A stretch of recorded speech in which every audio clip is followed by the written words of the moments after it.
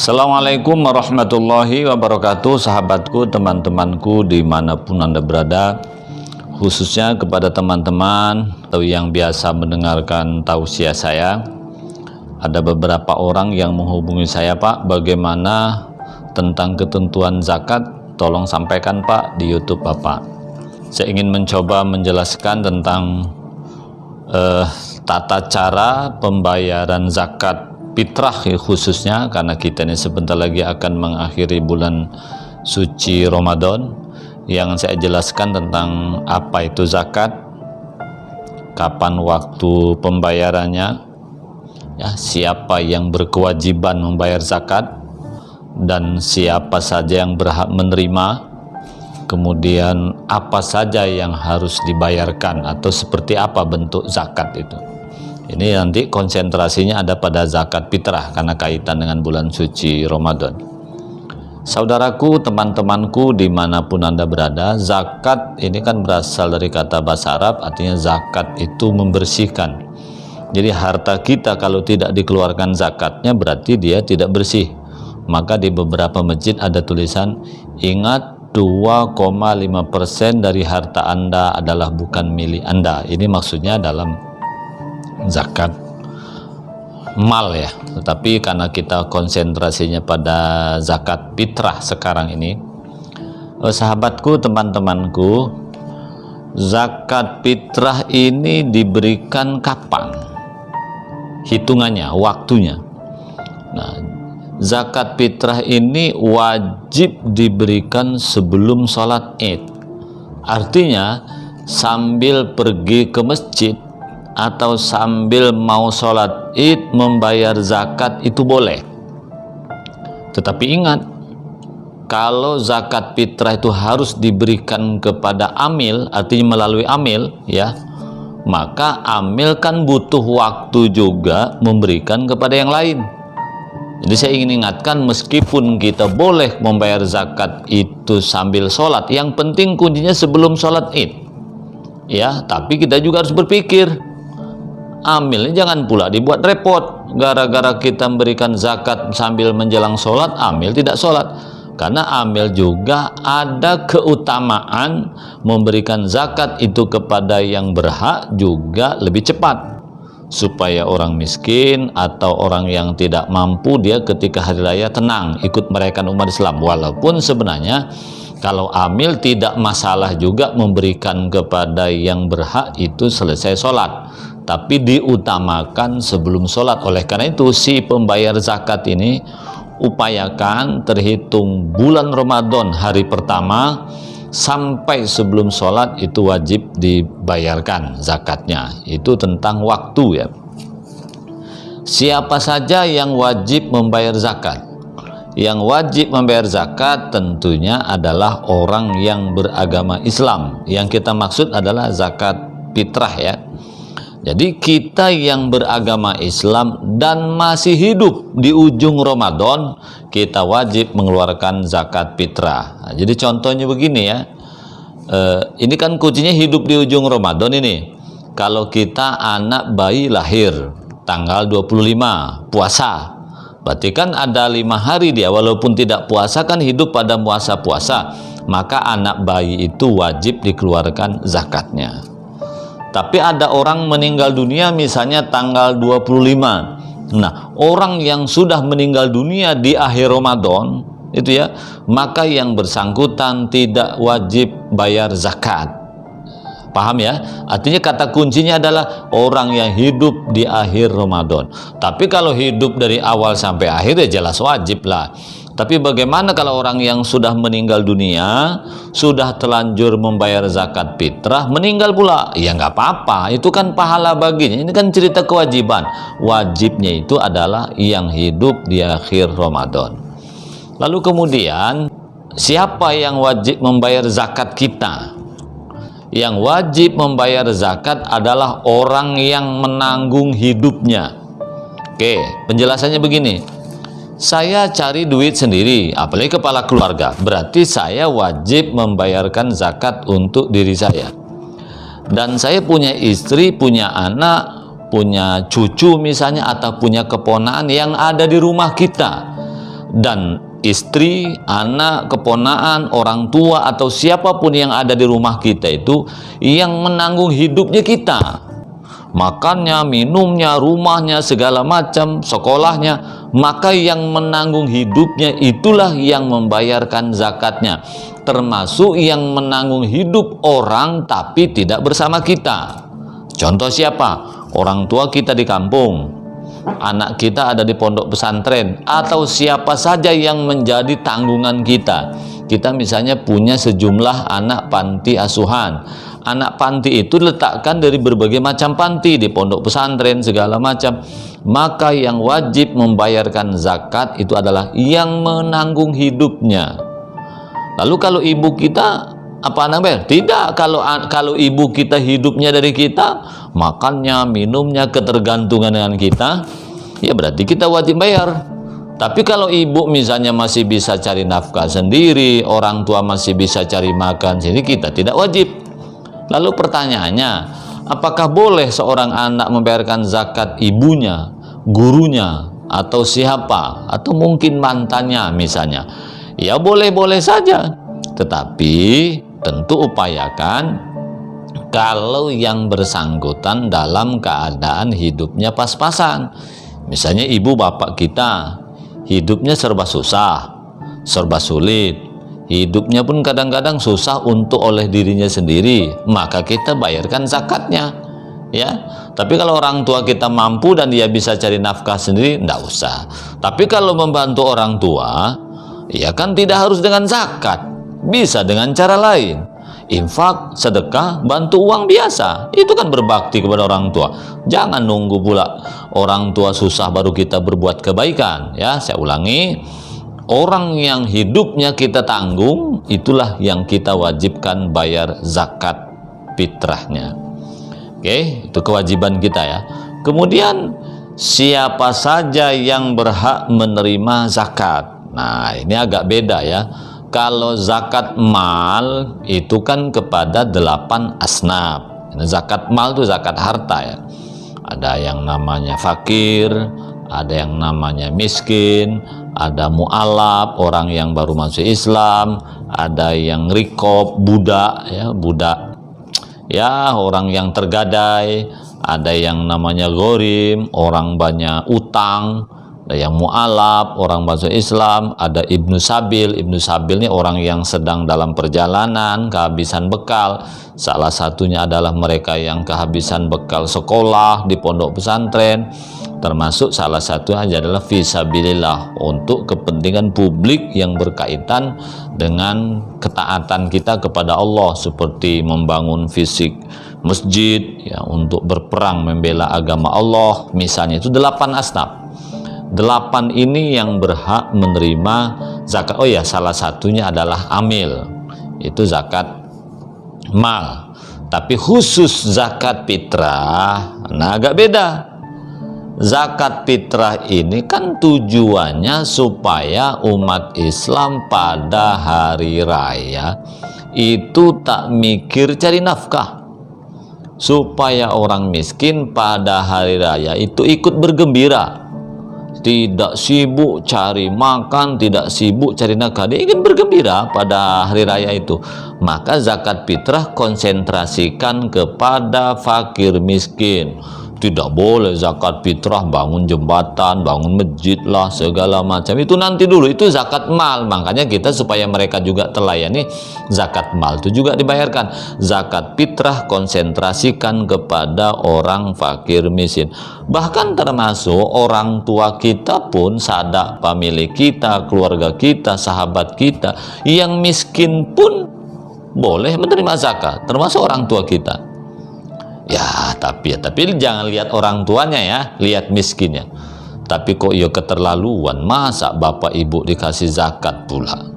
Ya kalau ngasih bapak ibu tuh minimal 2 lah, orang tua zakatnya dibayarkan gitu ya, atau kita memberikan uang kepada orang tua bentuk lain, bukan hanya zakat, kan banyak cara lain. Seperti itu ya. Jadi zakat fitrah ini usahakan kepada orang fakir miskin, siapa saja. Yang penting tentu dia orang-orang yang beriman kita kepada Allah Subhanahu wa Ta'ala, karena zakat itu kan bagian dari ibadah. Nah, salah satunya kan masyarakat ini ada yang membayar langsung, ada yang pakai amil. Tapi kalau di kota biasanya langsung membayar melalui amil. Nah, kalau ingin membayar melalui amil, upayakan cepat bayar supaya amil ada waktu jeda untuk membagikan kepada mereka yang butuhkan. Nah, tetapi ada juga masyarakat membayar langsung kepada yang berhak. Boleh, boleh. Karena membayar zakat tidak harus menggunakan amil, tapi bayar langsung pun boleh. Tapi yang saya minta, membayar zakat itu kepada amil menurut saya jauh lebih baik. Kecuali kita tahu persis yang akan menerima zakat ini betul-betul orang yang membutuhkan, yang kebetulan kadang-kadang tidak tersentuh oleh amil. Sebab kadang-kadang kalau bayar zakat langsung itu terjadi penumpukan.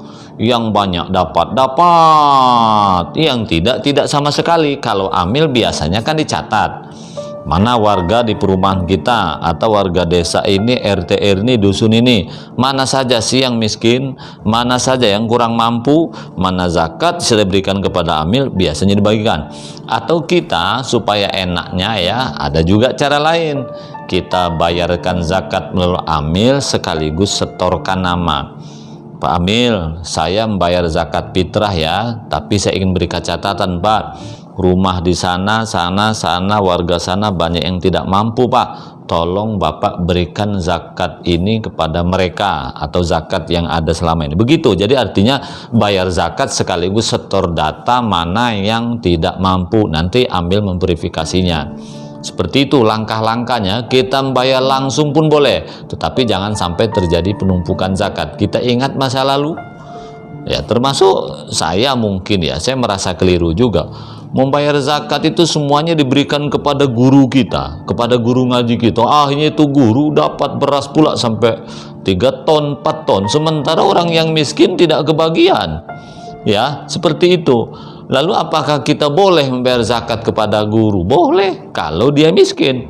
Tapi kan tidak semua guru itu orang miskin, tidak semua guru ngaji ya, tidak semua kiai ustadz itu miskin. Apalagi kiai-kiai sekarang punya pondok besar hebat-hebat, kadang itu tidak miskin lagi, kecuali oleh guru itu diberikan juga kepada yang lain. Berarti posisi guru adalah amil, bukan orang yang menerima zakat dalam bentuk lain. Ini yang kita maksud adalah zakat fitrah. Intinya boleh membayar zakat langsung kepada yang bersangkutan, dengan catatan yang bersangkutan betul-betul berhak menerimanya. Siapa yang berhak? Fakir, miskin. Anak yatim boleh menerima? Boleh kalau dia miskin. Kalau tidak miskin, tidak boleh. Janda boleh tidak? Boleh kalau miskin. Kalau janda kaya, yang disebut orang Jawa rondo teles, nggak boleh. Orang tua boleh nggak mendapat zakat? Boleh kalau dia miskin. Intinya miskin fakirnya itu. Nah, para ulama memang beda pendapat ya. Apa sih bedanya fakir dengan miskin? Fakir ini yang mencari sehari tidak cukup sehari, itu fakir. Kalau miskin mencari sehari ya hanya cukup untuk sehari, paling lebih sedikit lah. Tuh cara-caranya seperti itu ya. Nah, kemudian khusus zakat fitrah ya, benda apa saja zakat itu yang bisa dibayarkan. Nah, para ulama memang beda pendapat ya. Kalau Imam Syafi'i mewajibkan zakat itu makanan pokok. Apa makanan pokok?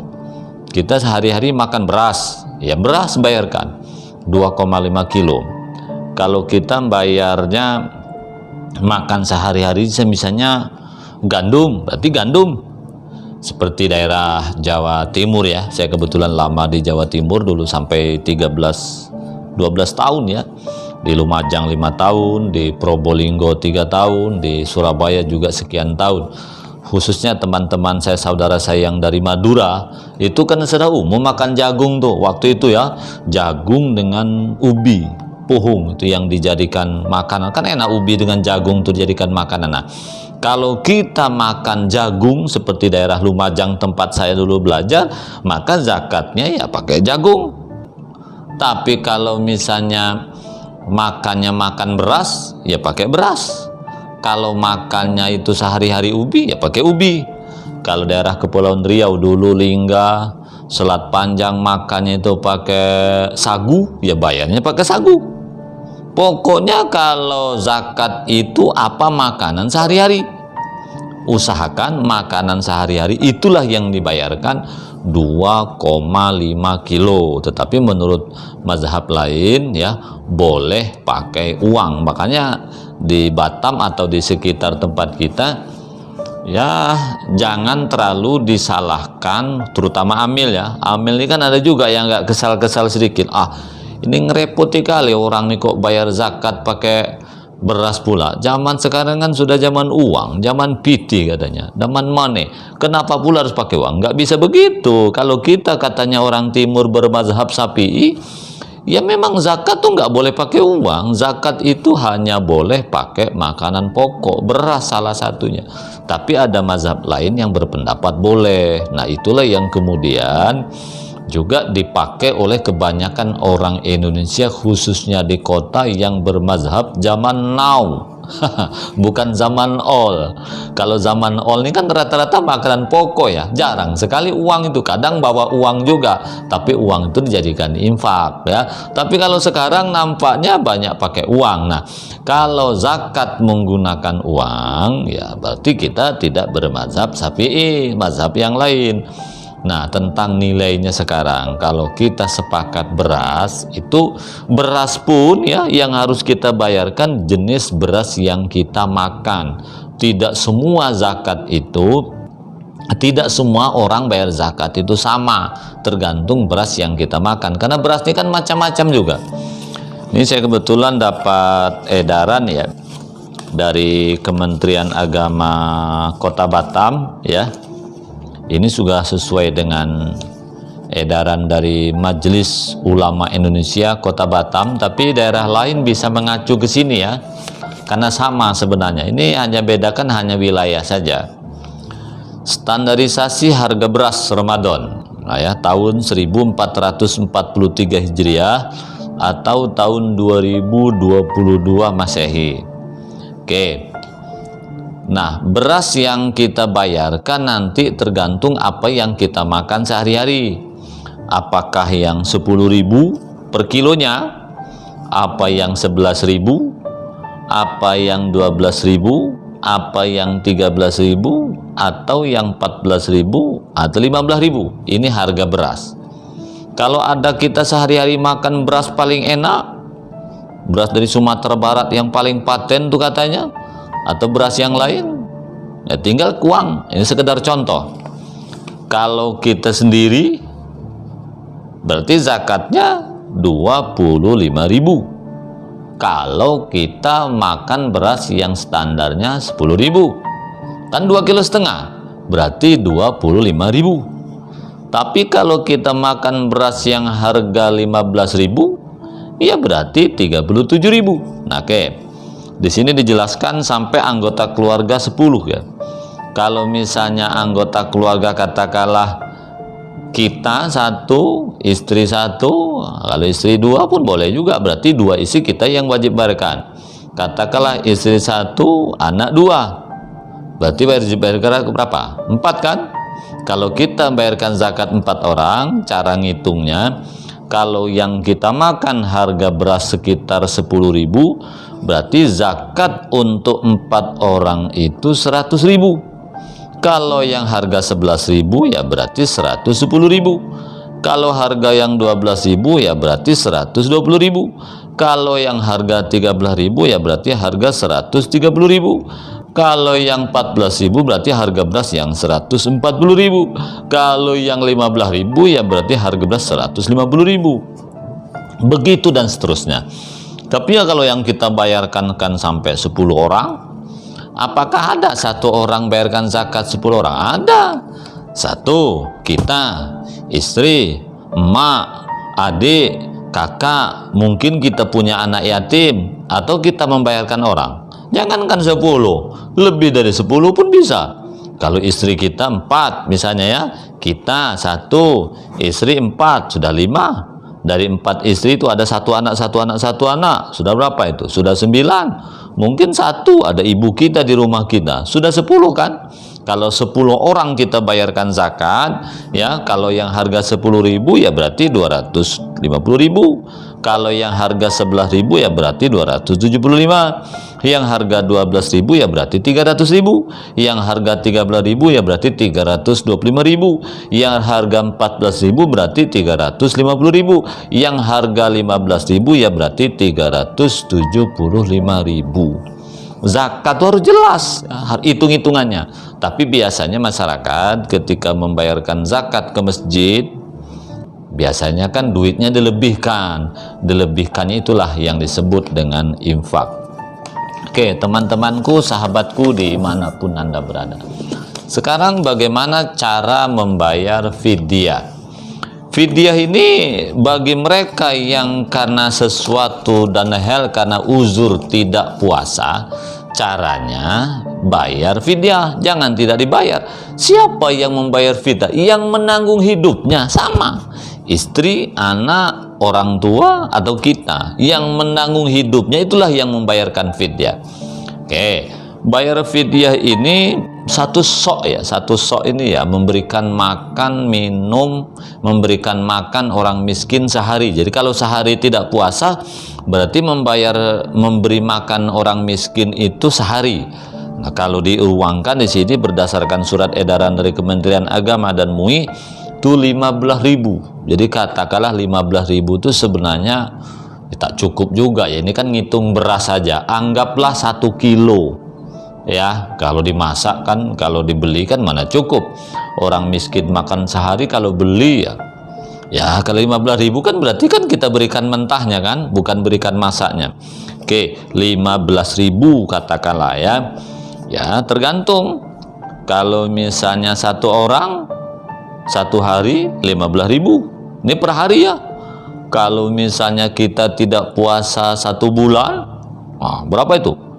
15.000 kali 30 berarti 450.000. Kalau sampai 2 orang tidak puasa, ya kalikan aja 30.000, ya berarti 900.000. Banyak ya. Oleh karena itu bayarkan zakat fidyah itu seperti itu caranya. Siapa saja yang wajib dibayarkan fidyahnya? Orang yang sudah tak memungkinkan puasa. Siapa yang tak memungkinkan puasa? 1, ibu yang lagi hamil, yang menyusui. Kalau puasa bayinya terganggu, kalau puasa jadinya terganggu, itu boleh tidak puasa, maka bayarkan fidyah. Khusus yang hamil ada kewajiban ganti dengan kodok. Fidyah jalan juga, kodok jalan juga, 2 dia. Bayar fidyah juga tetap dilaksanakan, kodok tetap jalan, khusus ibu yang hamil ya. Kemudian siapa lagi yang bukan tidak boleh, orang yang boleh bayar dengan fidyah tidak puasa adalah mereka yang sudah uzur. Orang sudah sangat tua sekali, kalau puasa akan jatuh sakit atau kesehatannya drop, maka ini tidak harus puasa, ganti dengan fidyah. Kemudian orang pekerja berat, pekerja bangunan yang kalau puasa dia tidak bisa bekerja, kalau tidak bekerja maka makan minum anak istri akan terbengkalai. Nah, jadi orang yang bisa dibayar fidyah tidak harus puasa itu tadi orang hamil, orang yang sudah uzur ya, dan orang pekerja berat. Tapi kalau orang bepergian bukan fidyah namanya, nanti bayar kodok. Khusus ibu hamil maka diganti dengan fidyah dan kodok tentunya. Ingat ya, bayar fidyah ini per hari itu 15.000 menurut edaran ini, artinya memberikan makan orang per hari. Kalau tidak puasanya 10 hari ya kalikan aja 15.000 kali 10 hari. Kalau tidak puasanya 20 hari ya 15.000 kali 20. Kalau 1 bulan tidak puasa, lihat puasanya 29 hari apa 30. Kalau puasanya hanya 29 hari berarti 29 hari kali 15.000. Nah, di sini perlu juga saya tambahkan, ya tentang zakat mal. Walaupun zakat mal itu tidak harus dibayarkan ketika puasa ya, tergantung kapan dapatnya. Nisabnya ini disejajarkan dengan 85 gram emas. Nah, kalau harga emas itu 873.000, berarti nisabnya sekitar 74.205.000. Zakatnya 2,5%, berarti 1.855.125. Maksudnya kita yang bekerja, entah dagang, entah apapun ya, terutama yang berprofesi dagang dan lain-lain, itu ketika kita mencapai satu nisab, artinya 80 gram emas setara itu atau 74 juta, maka yang 1.885.125 ini bukan punya kita, wajib kita keluarkan zakatnya. Kalau zakat profesi, bayar zakatnya tidak berlaku tahun ya, tetapi berlaku berapa pergajian. Sama, kapan tanggal gajian, disitulah wajib keluarkan zakatnya 2,5%. Kalau saya, karena orang Kementerian Agama, dipotong langsung oleh kantor, yaitu nanti diberikan ke BAS, karena zakat harus dibersihkan. Saudaraku, teman-temanku dimanapun Anda berada ya, bagi yang belum paham tentang zakat ini, nanti silahkan telepon saya atau konsultasi dengan saya. Masih ingatkan nomor HP saya di 0811 772 633. Saya ulangi, 0811 772 633. Insya Allah nanti akan saya berikan jawaban ya. Kalau jawabannya panjang pakai YouTube, kalau jawabannya pendek bisa pakai WA biasa, atau teman-teman juga bisa membayar zakat kepada UPZ atau amil di tempat masing-masing sekaligus bertanya. Tapi ingat ya, bertanya ini kepada orang yang ahlinya. Kadang-kadang tidak semua juga pengurus UPZ di setiap masjid itu yang paham juga. Tanyalah kepada mereka yang paham, jangan tanya kepada yang tidak paham. Atau kalau misalnya malas bertanya, malu bertanya, bisa bertanya kepada saya. Saya kira itu kawan-kawanku dimanapun Anda berada, mudah-mudahan manfaatnya. Cukup sekian. Wassalamualaikum warahmatullahi wabarakatuh.